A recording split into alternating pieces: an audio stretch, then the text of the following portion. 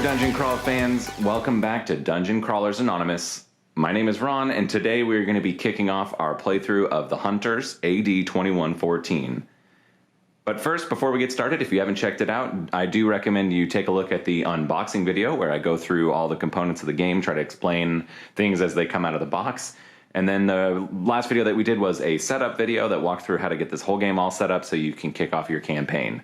If you've already watched those, though, you're ready to get started. But first, I made one big goof. A couple of commenters pointed out to me that when I was setting up the base for our setup video, I misread one of the rules, and instead of actually setting up one room per player, we're just supposed to pick as a group one single room. This is slightly easy to misinterpret in the rulebook, but once I was informed of this and I went back and took a look, it definitely made sense that this was really only telling us to pick one room. So I'm just going to go with the armory for our playthrough. As I said earlier in the setup video, neither of our starting characters have armor right now, so I think it would make the most sense for us to have access to armor. So we're just going to go ahead and take away the workshop, and I will remove these workshop blueprint cards, and now we're all caught up and ready to get started. Now, during our setup video, we did go all the way into the setup to the point where we were getting ready to get into our first fight, but we skipped all of the story text that actually sets up the game. So let's go ahead and read through that now. If you don't want to hear the story of the game and you just want to see the gameplay as it's happening, you can go ahead and use the shortcut that I put in the description in the video. You won't have any context for why we're getting in a fight or anything like that, but that way you can avoid some spoilers. I will say, as I'm playing through the campaign, I'm probably going to be reading a lot of spoilers, a lot of cards and everything like that, so if you're super sensitive to that stuff, you can skip to the part where we play through the combat, and then probably you want to stop watching the campaign. But if you don't mind spoilers, let's jump right in. A pale light was shining from the outside, barely able to penetrate the discolored rugs that hung on the windows. Inside, it was hot and sultry. It seemed that a real crowd had filled the room, which was very unusual for a backwater place such as this. One of the hosts kept staring intently at everyone, as if trying to learn their intentions. As he looked around, a particular group of men caught his eye. His fingers now nervously wandered around the holster.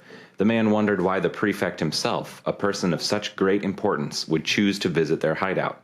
3 of his men followed close by. Each were unique with their own fears and habits. Each had a tragic story to tell. But after the impact tragedies, the stories just became inherent parts of the past.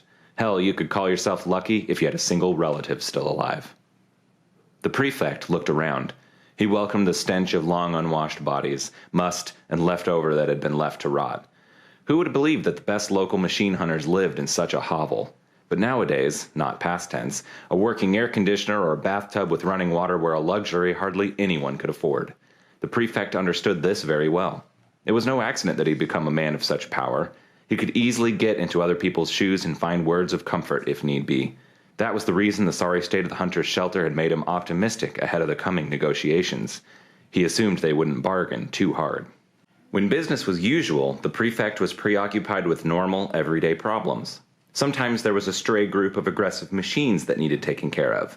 Sometimes new wells needed digging. Other times he had to make an example of some particularly reckless smuggler. But the thing that had brought the prefect here was entirely different, and it kept becoming more and more profound. A strange plague was spreading in the town, but it was not your typical disease commonly encountered these days. This illness infected the soul itself, giving beggars hope, making misers' lives meaningful, and ultimately undermining the prefect's position. A few weeks ago, some strangers visited the town. They called themselves priests. Street preachers and doomsayers always had many listeners in lean times, but the prefect tolerated them. They were just a part of the folklore, an entertainment for the masses, and a rare retreat in the endless bleakness of hard life. But these guys were different. One look from them made your skin crawl. There was something real and zealous about them that differentiated them from the sorry bunch of charlatans and madmen prowling the streets. They talked about the cold that would soon cleanse the world, about a frozen god who would only protect his anointed servants. The worst part of all this was that it actually started getting cold. Despite the fact that the summer was in full bloom, in the evening temperatures fell below 0. It couldn't be an aftermath of the impact, as many years had passed since then. This was something new and alarming. The prefect couldn't find any explanation, and such a situation always roused his fear. Yesterday, it even snowed for a moment, and now everyone was talking about it.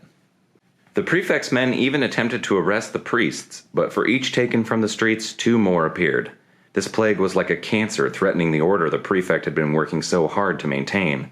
The balance had to be restored, and it was high time someone took care of it. Someone with fresh ideas and, preferably, uninvolved in local politics. You get a job from the prefect, the man keeping a steel grip on New Jensen and everything surrounding it.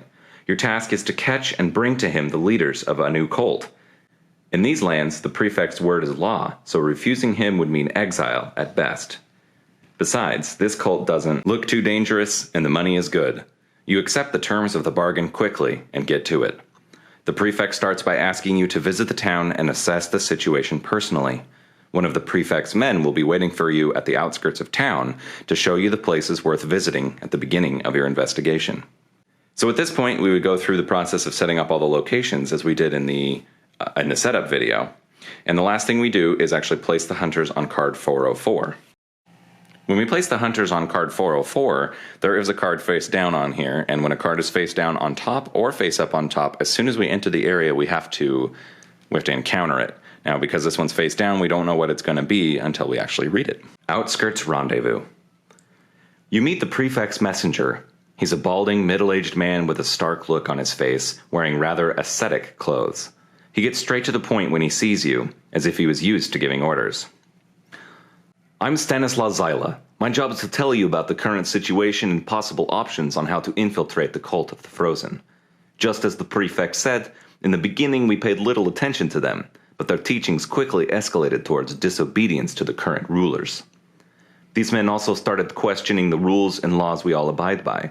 To be frank, we are afraid that someone is trying to take over the power of the whole community, or even assassinate the prefect.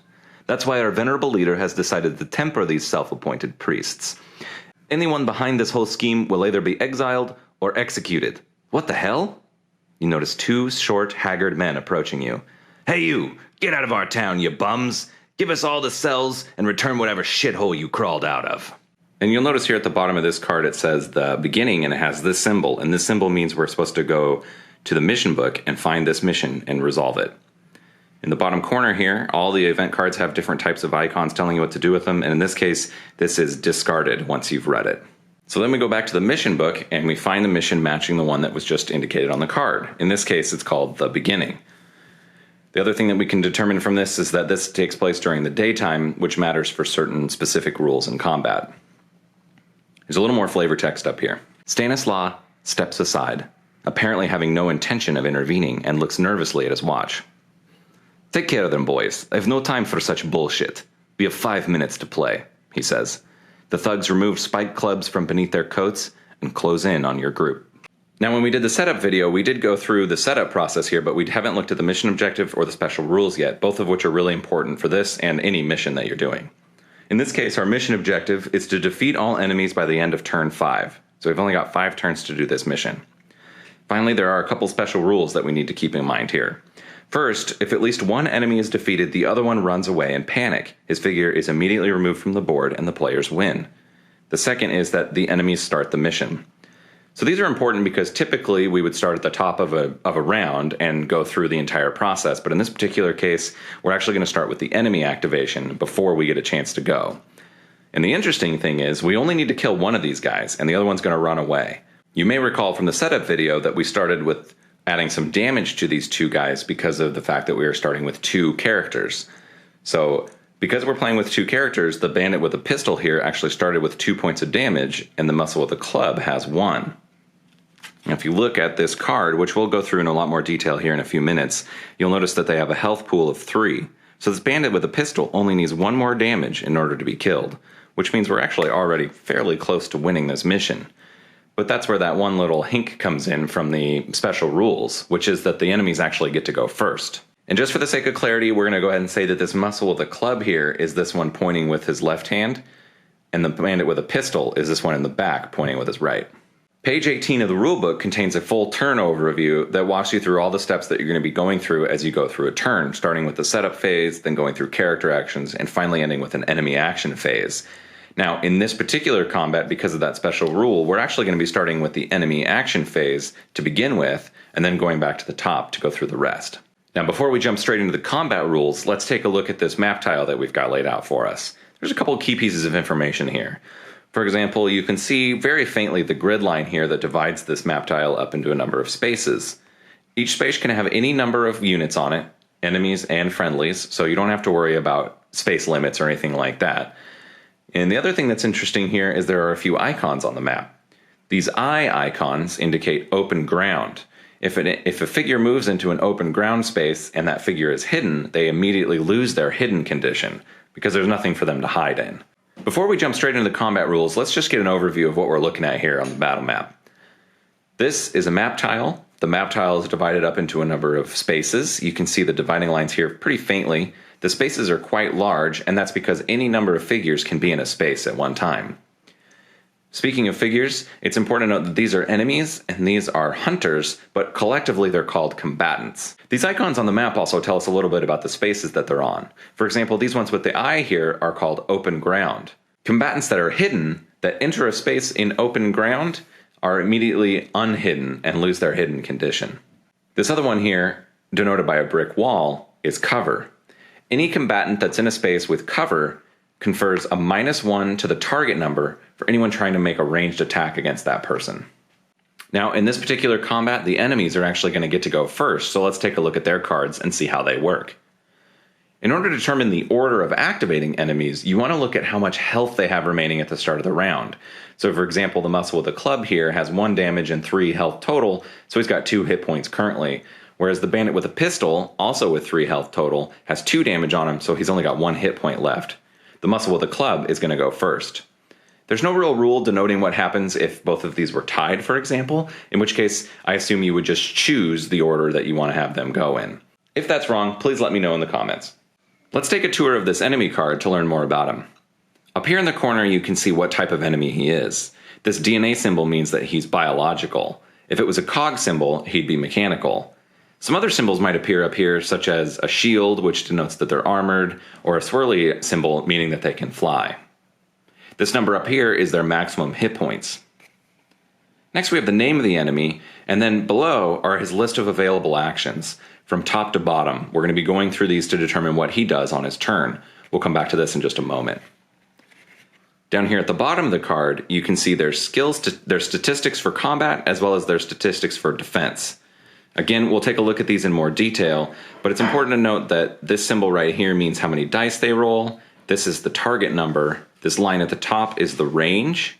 That's for this table.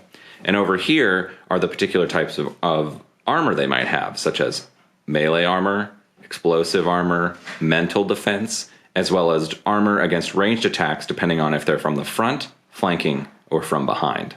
Because he has more hit points, the muscle with the club is going to be going first. He's this guy right here. Now, what we're going to do on an enemy's turn is simply, once we've determined which one's going to be activating, we're going to be looking at the enemy, figuring out what they can do, and allowing them to take 2 actions on their turn. All enemies take 2 actions, and all characters or hunters take 2 actions. So in order to determine what the muscle with a club does, we need to take a look at his AI tree here in the middle of the card. If you've played a dungeon crawl game that's fully cooperative before, I think this is going to make a lot of sense to you. Essentially, you start at the top of the tree and find the very first action that he can do legally, and then you perform that action. So in this case, the very first action that's available to the muscle with a club is a melee attack. Now, a melee attack takes place between 2 combatants that are engaged in melee, which means they're in the same zone together. The muscle with a club here is in a zone by himself with the bandit with a pistol, but he has no targets. Therefore, he can't actually make a melee attack, in which case we'd move down the tree to the next step. The next step is a move step, and it looks like it has 2 different versions that can happen. Similar to this tree overall, where you move top to bottom, if you have an action that has multiple numbers, you again start at the top and then move your way down, performing the first action that's legally available to you. So in this case, he would either move 1 to target and make a melee attack, or move 2 to target. Now the muscle with the club here says he moves 1 and melee attacks. That would mean he would move into this space here, engage with both of these units, because as soon as 2 combatants on opposite sides are in the same space, they're all melee engaged with each other. And then he would do a melee attack, because that's what the first number says on his AI list. If, for example, the muscle was back here, you'd notice that he would move 2 to target, move 1 to target and melee attack, or move 2 to target. So in this case, he'd move 2, 1, 2, and not make a melee attack. But because he could move just 1 and make a melee attack, that's what he's going to do on his turn. On page 30 of the rulebook is a full step-by-step list of how enemy melee attacks work. But let's go ahead and just walk through that together. First, he chooses a weapon. In this case, the weapon is always whatever weapon he's equipped with, and they're always just going to have one right here. Next, he needs to choose a target. The target he's going to choose is whoever has the least defense in regards to the type of attack he's making. So in this case, he'd attack the hunter who has the least armor or defense dice against melee attacks. If there is no armor, or if there's no target because of this, then we determine randomly. The game doesn't actually tell you how to determine randomly. I think it's fairly straightforward. You could do a dice roll. For example, 1 through 3 would be the first guy, 4 through 6 would be the second. I'm kind of taken to actually taking the turn order tokens or the hidden tokens and kind of mixing them up and then drawing one at random. So in this case, he would target the soldier. So he's chosen the soldier, which is this figure right here. We'll go ahead and put them next to each other so that it's easy for us to remember who he's targeting. Next, we need to determine the number of dice he's going to roll, which is denoted by this skull icon here. So in this case, he's going to roll 2 dice. His target number is denoted by this icon here, the bullseye icon, which means his target number is 2. Now, attack rolls in the Hunters always work the same. You're going to be looking at how many dice you're rolling, and then you're going to be determining your target number, and you're trying to roll that number or under in order to secure a hit. So in this case, the muscle of the club is going to be rolling 2 dice, and they need to get a 2 or fewer on those dice in order to hit. Okay, well that's unfortunate. He got 2 hits with his first attack of the game, and one of them was a 1. One important thing to note about 1s is these are always hits no matter what your target number is. That's important because if, for example, you're attacking without a melee weapon, you have some serious disadvantages, but you can still always hit on a 1.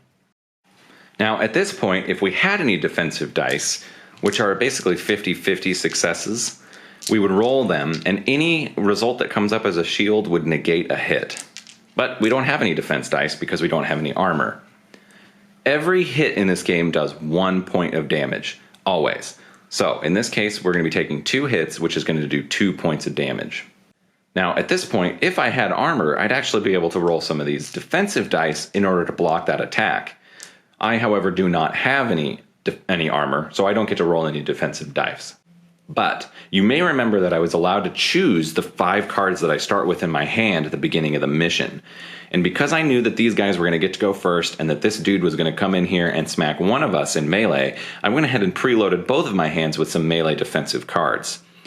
Now, we'll go into more detail about how your action cards work in a little bit, but it's important to note that they're split into 2 actions, every card except for that base movement card. This one here has an action on the top. Well, they all have actions on the top, and they either have a reaction in red on the bottom or an enhancement in blue on the bottom. In this particular case, I have a reaction here, which is during enemy melee attack, +1, and that symbol there is melee defense. So I get 1 extra melee defense during the enemy melee attack. So I'm going to go ahead and play this card, which gives me 1 defense dice to roll in defense on this attack. We'll go ahead and roll this. Hey, we got a shield. That's awesome. The shield will negate 1 hit. So we'll go ahead and take those away. Now, I still have 1 hit on me, so we're going to go ahead and take 1 point of damage, which we'll just do by sliding our marker down like that. It's important to note that these reaction cards, you can only play 1 per turn, and you can only play them during the enemy's activation. So during the enemy's activation, you're going to be able to play one of these cards. For example, I have one here that is ranged attack 2. I can just make a ranged attack interrupting their activation. I can do that before an activation, in the middle of it, or right after they resolve 1, but only 1 per turn. Once they're used, they're discarded. Now then, that melee attack is resolved, and that ends that particular action. But you may remember, enemies get 2 actions on their turns, just like you. So in order to perform the second action for the muscle of a club, we simply go back to the top of their AI tree and make our way down again, finding the first one that can be completed. In this particular case, it's very easy. He starts with a melee attack, so he's going to go ahead and do that.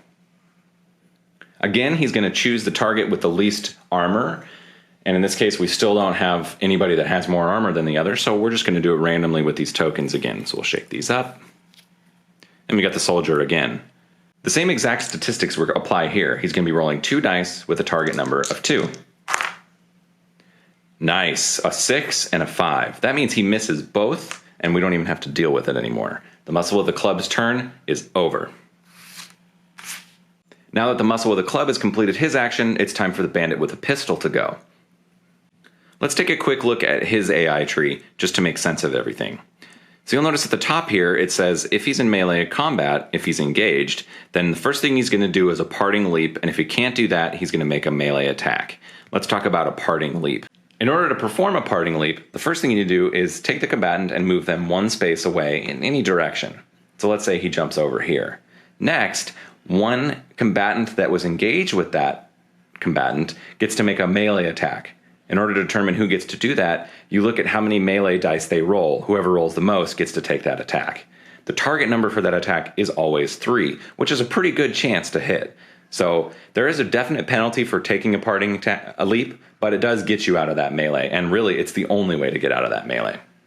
Now, the bandit with a pistol isn't actually engaged with anybody, so we completely ignore this melee line, and we look at these next 2 lines. Most AI cards you see are going to be broken up like this, especially if the figure has both melee and ranged combat available to them. This is the action that's going to take place if there's a target that's exactly 1 space away. It's very small, but you can see it says equals 1. And then this one here is greater than 1. So if there's a target that's more than 1 space away, here's what they're going to do. And again, when you see this list, this numbered list, you're going to start at the top and work your way down until one of these are the one that you can do. So in this particular case, our friend, the bandit with a pistol, is exactly 1 space away from both of our hunter combatants. So he's going to do this action here. And this action says, ranged attack at -1 target number, and then move one away, FTC, which is from that character. So he's going to kind of take a pot shot, and then he's going to move away, setting himself up for a little bit more range. Now, ranged attacks work very similarly to melee attacks, but you have to count a couple other things, such as range, line of sight. Standard stuff for when you're determining a ranged attack. So the first thing you're going to do is rotate to change facing. So there is actually facing in this game on your space here, or on your base here. You've got a forward facing, left and right sides, and then back. You want to turn to face the figure that you're shooting at. So in this case, he's already facing, so we're good there. Next, he's going to choose a weapon. In the case of an enemy, they're always just going to choose whatever ranged weapon they have. They don't have a bunch of different ones. Whereas in the hunter's case, you might have 2 ranged weapons to choose from. Next, he's going to choose his target. Similar to the melee combat, he has a couple different options in terms of how to choose his target. The first thing is going to be whoever's closest. That's going to be his target, whoever's the closest one. If there's multiple that are close, then similar to melee, you're going to choose the one that has the least defense dice in regards to the type of attack you're doing. So in this particular case, whoever has the least defensive dice that would affect a ranged attack. Once again, both of our dudes have no armor. So once again, we need to determine randomly who's going to be shot. So we'll shake up their tokens, I'll grab one, and this time it's going to be our Recon. Next, we're going to determine the number of dice that they roll. And to do that, we're going to take a look at their AI card again. When we were determining melee, we looked at this red column right here. For the rest of these, that's for ranged attacks. This number at the top is the number of spaces away. So if the target is 1 space away, they roll 3 dice, and the target number is 3. If they're 2 spaces away, they roll 2 dice and the target number is 2. In this particular case, the bandit with a pistol is 1 space away, so they're going to be rolling 3 dice with a target number of 3. But if you look at this attack right up here, it says ranged attack at -1 target number. So really, that target number is only 2. Now, in ranged combat, there is one thing to keep in mind, which is when you're shooting into melee, and this matters for either type of combatant, whether it's an enemy combatant or one of your hunters. If they're shooting into melee with some of their allies, and they roll a 6 on their attack roll, which is this right here, it looks like kind of a bunch of empty shells, they actually hit their ally instead. So that's kind of a dangerous thing about shooting into melee, but this bandit with a pistol doesn't seem like he's going to be too worried about it.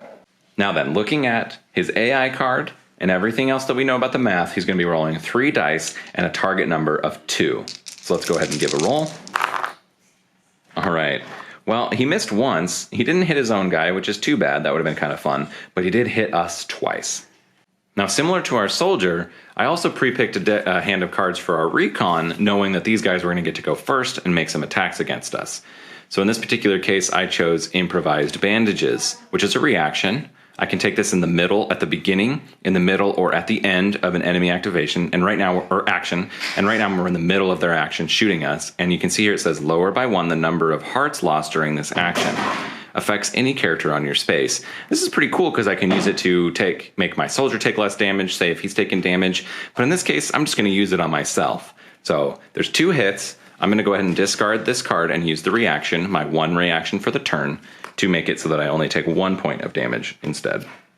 Now don't forget, at the end of that action, he moves 1 space away, FTC, or from that character. So he's going to move 1 space back here. So now he's farthest away at 2 spaces. And remember, he may have finished 1 action, but he gets 2 actions per turn, just like all enemies. So now we start again at the top of his AI list and go down until we find one that he can do. He's not in melee, so we can ignore this one. There are no targets that are exactly 1 away, so we can ignore this one. But there are targets that are more than 1 away. So he's either going to make a ranged attack, or he's going to move 1 to the target and make a ranged attack at -1 target number, or he's going to move 2 to the target. So you may be wondering, well, how do I know which one of those he does? What's his range? The range is denoted right here. So if he's more than 3 away, if he's 3 or more away, he actually can't shoot. It's just how many columns he has. So in this case, he needs to be 2 spaces away. That's where he really wants to be. So if he was a long ways away, he might actually end up moving 2 or moving 1 and with a range target of -1. But he's in his perfect spot. He's exactly 2 away. He is going to make a ranged attack against us. Now, this ranged attack doesn't quite hit as hard. It's only 2 dice with a target number of 2, but there's no penalties. And let's see how he does. All right, this 3 is a miss because the target number was 2, but this 1 is always a hit. But even if it wasn't always a hit, it would be in this case because, again, the target number was 2. Now at this point, unfortunately, not only have I already used my reaction, so I can't use another one, but I'm totally out of cards that affect this particular type of instance anyway, so we're just going to go ahead and take that 1 point of damage. So our Recon is down 2, and our Soldier is down 1. And honestly, that's not too bad for the first round of this combat. Sometimes you can get pretty hard if you're unlucky. Now, once the enemies have completed their action, that actually denotes the end of a round and beginning of a new round. I'm not sure if this is exactly how they intend for this to happen in this particular scenario, but I'm going to go ahead and say that the enemies going first just means that we started near the very end of the turn, and now we're going to be kicking off a brand new turn. Once again, you can check page 18 of the rulebook for this overview, but let's just go over all these steps really quick. So the first thing we're going to do is the setup phase. Every round we're going to do the setup phase, where we check temporary effects and mission special rules, which there are none. In this game, you get to choose who goes first and who goes second, etc. So you kind of get to determine how you want to have your characters activate in what order. Then the person who's going next is going to refresh their action card hand, which means they're going to draw up to have 5. So you're always going to draw, no matter how many cards you spend, you're always going to draw so you have 5 cards in your hand at the start of your activation. And you're going to do that at the beginning of your turn. On a character's turn, they're essentially going to go through a pretty simple process. They're going to take 2 actions, their first action and their second action. So let's go ahead and say that our Soldier is going to go first. Now, he did use 1 of his cards during the last round, so the first thing he's going to do is draw back up so that he has 5 cards in his hand. During a Hunter's activation, they take up to 2 actions. Those 2 actions can come from any type of the following. 1, they can choose an action card from their hand and play it. These top actions on these cards are always the actions you can take on your turn, whereas as we discussed before, these red ones are reactions and these blue ones are enhancements, which we'll go over in just a second. Next, you could also choose one of the 3 basic actions as described on page 19 of the rulebook. The first one is a melee attack, which allows you to target a character that you're already in melee with and make an attack roll against them with a target number of 1. The next type of action you can take is the interact action, which allows you to perform one of a number of little actions such as reviving an ally, reloading a weapon, collecting a findings token from the board, exchanging an item with a different character, or performing a special action as described in the rules of the current mission. The last one you can do is a move action, which allows you to simply move 1 space in any direction. This move could be the parting leap action. In fact, specifically, any action that lets you move would also let you take the parting leap action. Let's take a look at our Soldier's hand and see what kind of options they have. So here's the hand that I built plus one card that we drew at random. The combo strike here allows us to make a melee attack at target number 2, and then a second melee attack at target number 2, but we can't target the same enemy. This attack card here allows us to simply make a melee attack with a target number of 2. This move action allows you to move 2 spaces. Quick strikes allows you to move 1 space and make a melee attack 3. And charge allows you to move 2 spaces and make a melee attack 2. I think we're going to go with quick strikes, which allows us to move 1 space and then melee attack 3. Now, when we play a card like this that allows you to do multiple things, you can choose not to do all of them. For example, I don't think I really want to move 1 space. I just want to use this blaster melee attack against the guy that's already engaged with me. You can choose whichever ones of these you want to do, but you have to do them in order. For example, I couldn't melee attack and then move a space because the move 1 space is above melee attack 3. Hunters making a melee attack is fairly similar to when you have an enemy make a melee attack. In fact, most of the rules are very much the same, which is nice instead of having 2 different rule systems. When a character makes a melee attack, the first thing they need to do is choose which weapon. If you have multiple melee weapons in your melee row, you can choose which one you want. In our case, the soldier has this machete, and that's definitely one we want to hit this dude with. We can tell it's a melee weapon because it has this melee symbol right here in the corner. Next, we're going to choose a target. We get to choose any target that we're engaged with. Obviously, unlike enemy combatants, we get to choose our targets instead of having to determine randomly or based on defense. But we may want to choose the one with the weakest defense. In this case, I'm just going to choose the guy that we're in combat with. Next, we need to determine how many dice we get to roll. This is determined by this stat right here, the fist. This is your strength, and it determines, in addition to other things in the game, how many dice you roll on a melee attack. So our soldier is going to roll 2 dice. Additionally, however, if we take a look at our machete, you'll notice that it has a very similar attack table to the enemy combatants. So in this case, since we're attacking with the machete, when we're doing a melee attack, the symbol here, remember, means dice. We're going to add 2 dice to that roll. So now our soldier is actually going to be attacking with 4 dice. The next thing we need to do is determine the target number of the attack roll that we're making. And that's going to be simply looking at the number on the card that you played to see what that target number is. Melee attack 3 here says the target number is 3. But once again, if we look at our machete, it says here that our target number is at +1. So we're really going to be rolling, trying to hit a 4, which is awesome. Having played this game without this guy during my training sessions, I'm really excited about how tough this guy, or hard this guy is going to hit with this machete.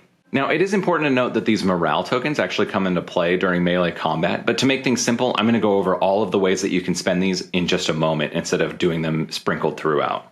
So for right now, we can ignore morale and just make our attack roll. Remember, we're going to be rolling 4 dice for our melee attack, and our target number is 4 or more. All right, well, we got 2 hits on him. Whenever you successfully hit an enemy, you need to look at their defensive table here to see how many dice they roll in defense.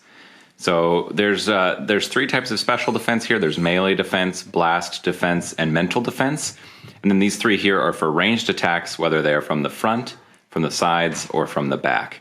In this case, against everything except for blast defense, he rolls 1 die. But we're looking at the melee defense here, which is 1. So let's go ahead and roll 1 defensive dice to see if he blocks any of my hits. And he does not. We rolled a blank. The blank face means he doesn't block, so he's going to take 2 points of damage. Now, like I mentioned in the setup video, typically there's going to be more than 1 figure of each type. So if you have multiple muscles with the club, for example, you don't want to track their health here on the card.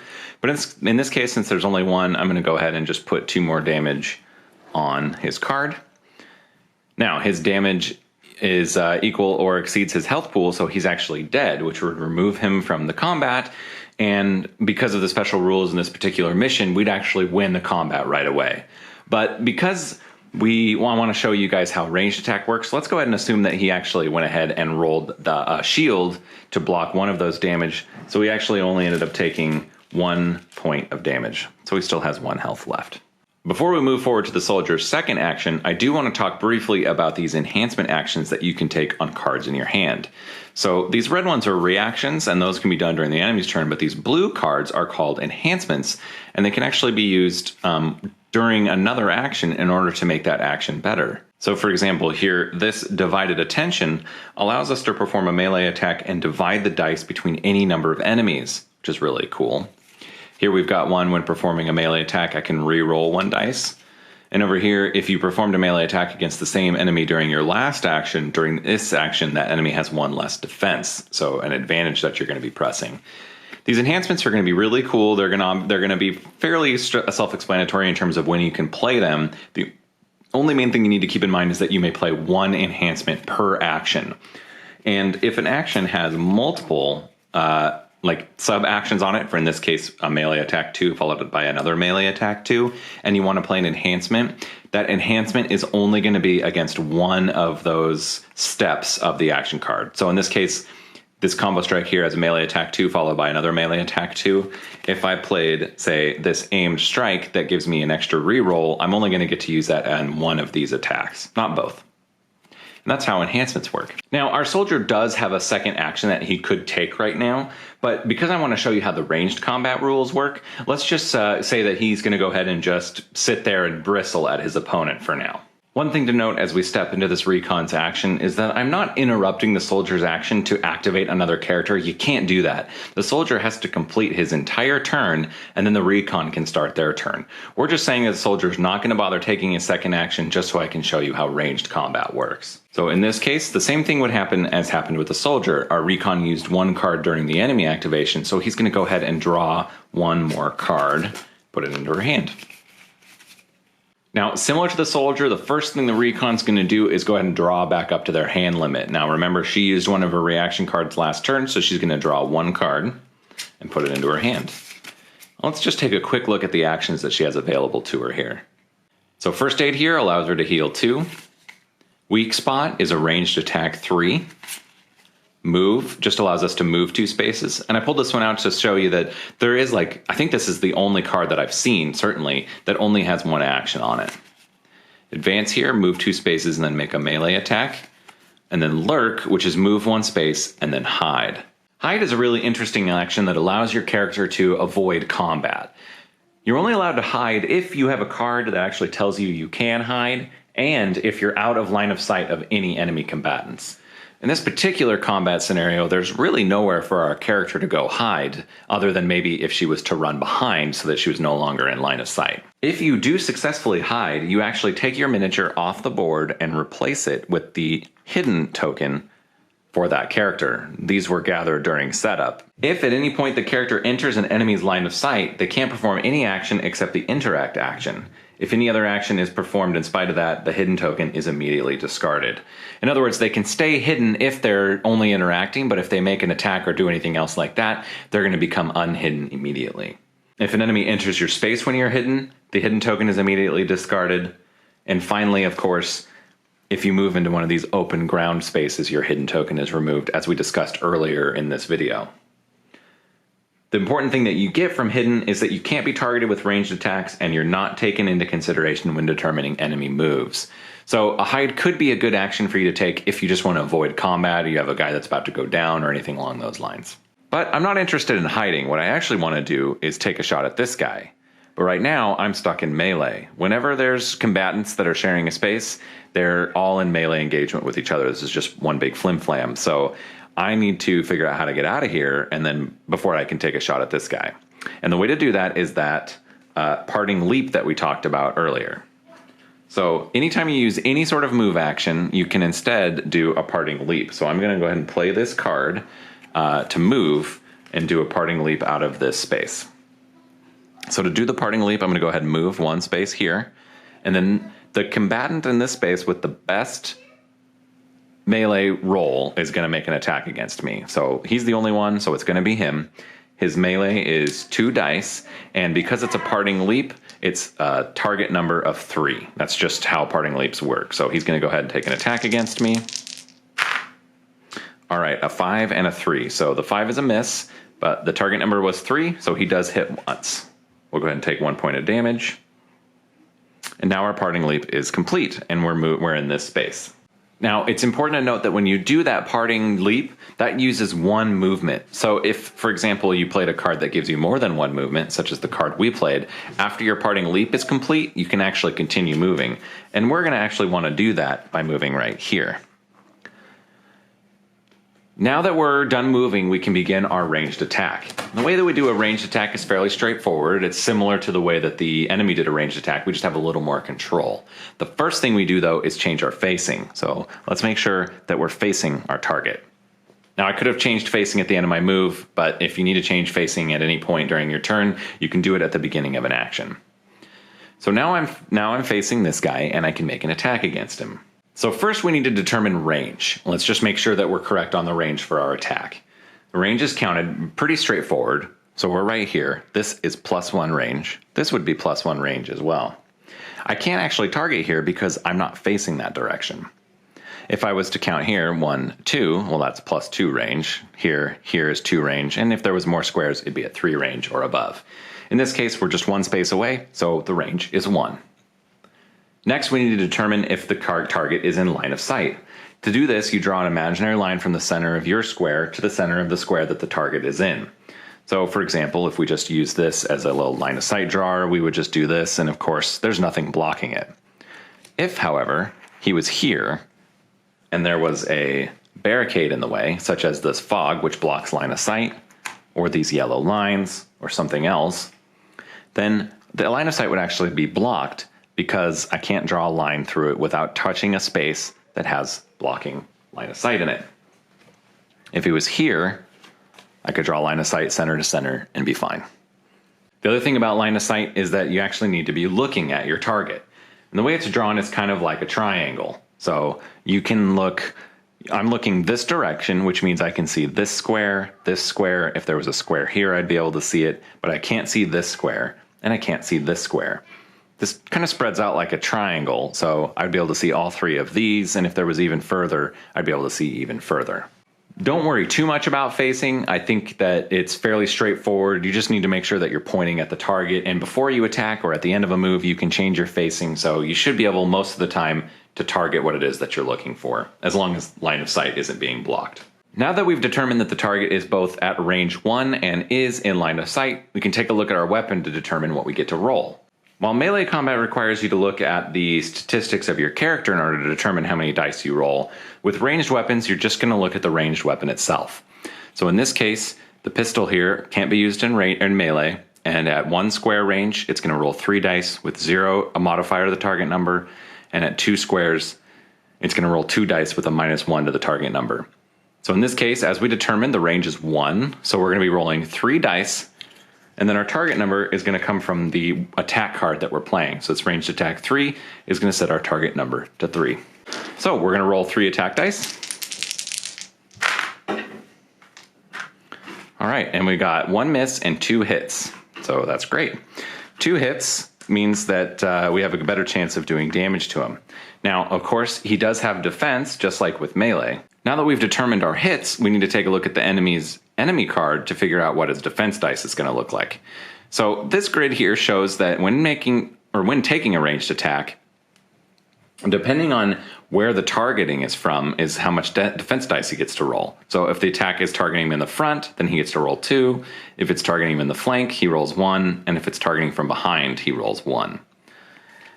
This is pretty simple to determine, but there's a really good example in the rule book of how to look at where an enemy is being attacked from. So if you're in the space with him, that's going to be melee. If you're in any of these yellow squares, it's going to be a flank. This is his front, by the way. So if it's going to be green, here is going to be being attacked from the front, and then red here is being attacked from behind. And of course, this grid spreads out in either direction.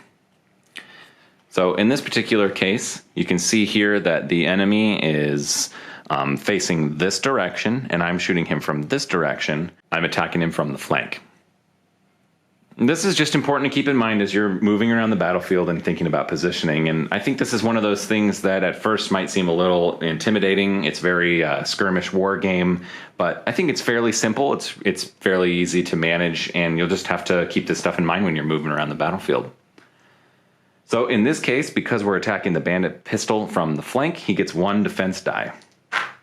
All right, so he rolled a shield, which means he negates one of my hits. And remember, all hits and hunters do 1 point of damage. Luckily, we still have one undefended hit, which is going to put 1 more damage on this guy, which is going to kill him. Now, unlike what we did with the muscle of the club, we're going to go ahead and let this attack go all the way through. So he is killed. We remove him from the board. And because of the special rules of this particular mission, as soon as one enemy is dead, the other enemy runs away. So he just runs off the board. No parting leap or anything like that. We don't need to worry about any of that stuff. So there's a few other things in this combat tutorial that we didn't cover that we can talk about really quickly. First is these morale tokens. Now, your character is going to start with 1 or more of these depending on which class you chose, and you can earn these in a lot of different ways throughout the game, particularly through completing missions and doing other cool things.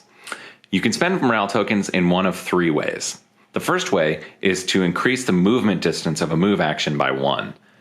You can't use a morale token to actually move 1 space. You have to be already taking an action. For example, you could take the bonus move action, which lets you move 1 space, and then spend a morale token to move a 2nd space. The second way that you can use these is to add to the target number of an attack, whether it's melee or ranged. You can spend exactly 1 morale token to increase your hit value, your target number, by 1 on either melee or ranged. On a melee attack, you can spend 1 morale token to increase the number of dice you roll by 1. Again, you can only use 1 token and you gain exactly 1 attack dice. Note that you can only do this on a melee attack. You cannot do that on a ranged attack. The other special thing about morale tokens is if you use one on a ranged weapon with full auto, which we can talk about in just a second, that bonus to the target number applies to every target affected by your full auto attack. Speaking of full auto, you might start with a submachine gun, as the Huntress, I believe it is, starts with a submachine gun, and it has the full auto symbol here in the corner. Full auto basically allows you to make an attack against 2 targets in the same space instead of just 1. You roll your dice once, and you apply them to all of the targets in the square. Pretty simple. And again, like I mentioned earlier, you can use your morale token before rolling in order to increase that target number by 1, and it applies to every target hit by this, not just one of them. One other thing I want to show you is when you're fighting some enemies, they're going to have a star right here, and this star is their special characteristic. So in this case, even though it's in this kind of AI tree, this isn't something that they might do. This is just something that's always affecting them. So in this case, each character suffers -1 TN when targeting the wild dog with a ranged attack. So just all the time, whenever you're targeting this guy with a ranged attack, your target number is dropped by 1.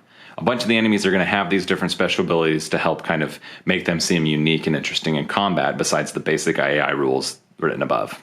Another interesting thing is that combatants can actually move off of boards if they're allowed to do so. So for example, I can't move from here to here because there's this barrier in the way, but I could move from here to here. Doing that move simply removes me from the combat. It's essentially a way to retreat. So if you're losing a fight, which is entirely possible, you can retreat to minimize the losses to your team. Another thing to keep in mind is what happens if one of your characters' health goes all the way down to the skull, meaning they run out of health. Well, the character is considered unconscious at that point. They're knocked out. The character doesn't really do anything in combat. It can't take actions. It's not going to be targeted typically. Although it's important to note that its gear is still active if there's some important reason for its gear to be active. If one of your characters is unconscious, on your turn, that interact basic action that I mentioned, one of the things that you can do is actually revive a fallen character. In which case you would simply spend the action, they would stand back up, and then their health goes to 1. Now that wraps up the combat tutorial for this video, and I think that there are other things that we didn't talk about that may come into play, such as area attacks, how to use consumables, ammo, and stuff like that. But I think these advanced topics will come up as we play through the campaign, and I'm not too concerned about covering everything right now. However, if you do run into anything that you're not sure exactly how to do it, one, the rulebook is fairly thorough and pretty well written. It just might be there might be a couple ambiguities, and there's a very active group of people on the Board Game Geek forum that are answering rules questions. Again, the game's designer is fairly active and can answer questions for you. I think there's plenty of support to make sure that you know how to play the game moving forward, but this should hopefully serve as a good foundation for that. That said, now that we've completed the mission, let's take a look at the victory for this mission. Are you finally done cleaning up? Stanislaw asks, looking unimpressed with your effort. I didn't expect it would take so long. Well, as my father would say, the first pancake is always spoiled.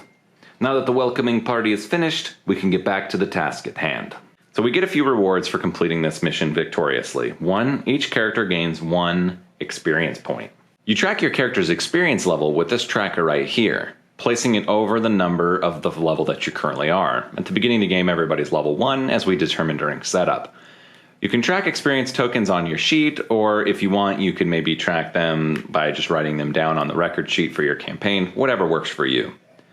You can increase your level by spending enough experience points as written above the next level on the tracking sheet. So for example, if I wanted to reach level 2, I could spend 20 experience point tokens from my character. This would level up, and we'd go through the full level up process, which involves adding some new cards to my deck. We'll go over that in another video once we get enough experience points to level up, which I really hope we do.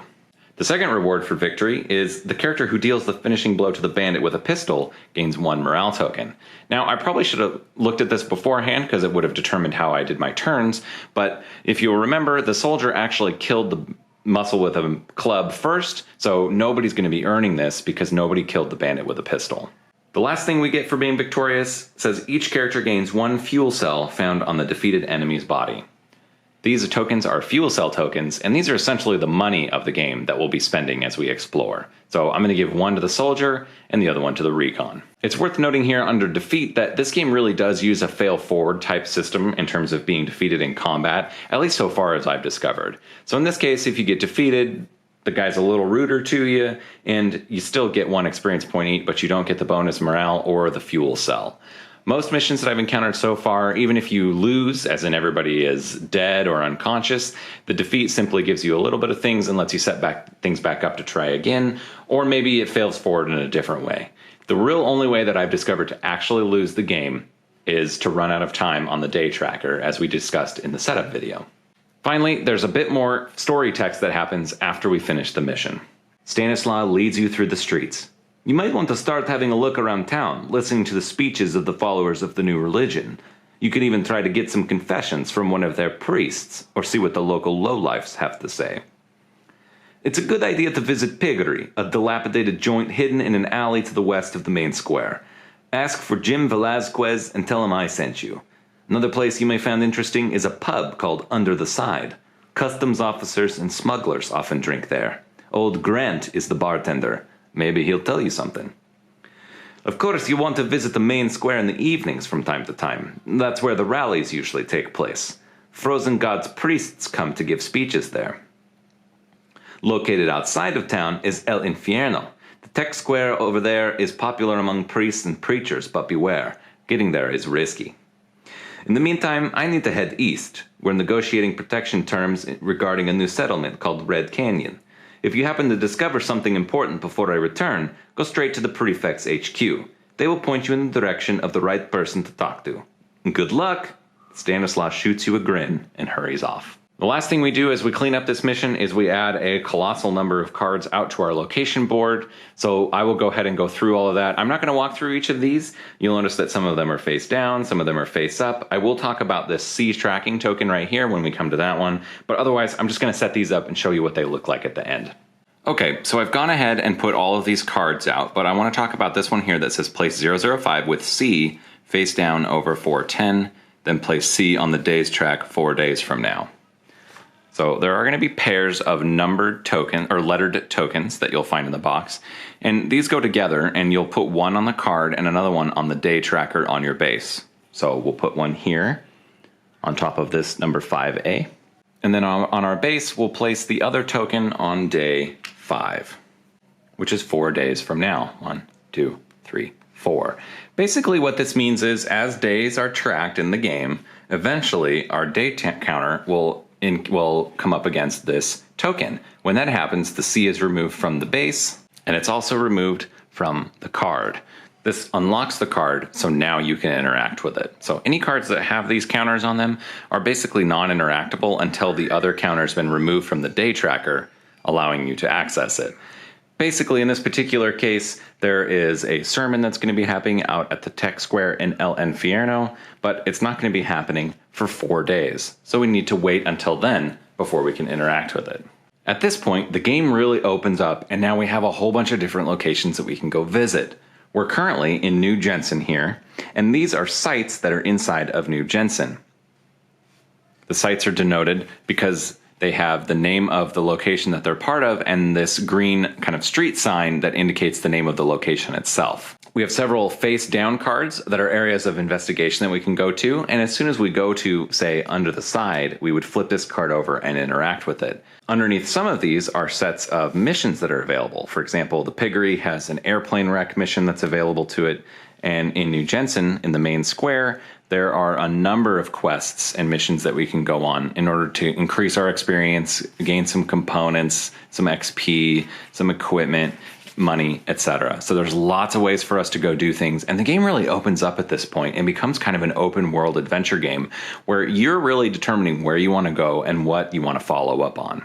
At this point, I think we've covered enough for one video. We went through that whole combat tutorial, we completed it, we kind of got the setup for the story, and so what I think I'm going to do is I'm going to call it a video here, and our next video will be going through some of these locations, and one thing I really hope we can do is we can get to a cool decision point, and I can let you guys decide what the group does next.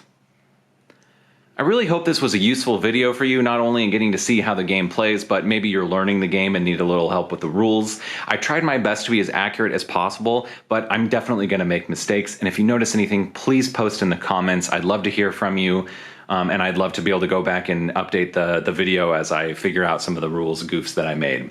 Again, as I mentioned earlier, there are some really great resources, including the designer, Matus, who's really active on the Kickstarter page. You can ask questions in the comments and he'll totally respond.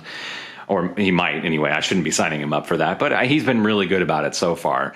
And the Board Game Geek community, while small, is fairly active as well. There's a really useful FAQ and errata page on Board Game Geek that's really worth taking a look at, so make sure you check that out if you have any questions. Or of course, you can definitely ask in the comments below, and I'll do my best to answer. Anyway, guys, thanks so much for taking the time to come watch my video. I really hope you enjoyed it. This is a really cool game, and I'm really excited to continue this campaign. And of course, we won't be going quite as detailed with how the rules all work and stuff. I'll go a little faster, and we'll have a few more rounds of combat, take a little bit less time next time, I think, as we continue to explore what's happening here in this post-impact world in the Hunters AD 2114. Until then, if you liked the video, give it a thumbs up. If you have a question or a comment, or you just want to engage with me, I'd be happy to talk with you in the comments. I'd love to hear from everybody. I'm going to do my best to read every comment and respond to as many as I can. And hey, if you like the content, give me a subscribe. I'm going to be doing at least a few more videos of this game. I really like it. I'm super into it. It's really fun to do videos for. And I'm excited for you guys to see just how open-ended this game gets and how cool it is to start earning more rewards. The main things that we haven't covered yet that are going to be coming in the next video are going to be how do we do this kind of moving around in locations, how does the base work, how do we build upgrades, and of course, how do we get more equipment for our guys so they're even tougher out in the wasteland. Either way, thanks so much for watching, and I can't wait to talk with you again next time. And until then, stay safe in the dungeon, my friends.